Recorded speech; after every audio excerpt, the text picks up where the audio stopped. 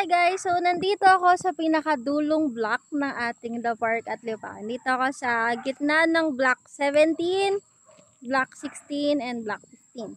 So, ito yung magiging view nyo. So, ayan. Pumapuno dito kaya maaliwalas. So, mag-ikot tayo. Nandun yung swimming pool. And yung ating basketball court. So, tara, ikutin natin to. So, ayun. So, alam nyo ba kung ba't maganda sa part na to? Kasi ito, natahimik na dito. Although, nandun yung amenities natin. So, syempre kasi, ang liwalas kasi pag malapit ka sa puno. Although, iba pa rin pagka makukuha mo yung mga corners natin. Kasi yung corners natin dito, ubos na siya. So, ang natitira is inner units. So, mga inner units dito. So, ayan. So, marami pang inner sa ating block. Block 17, 15, and 16. So, ayan. Dito yan.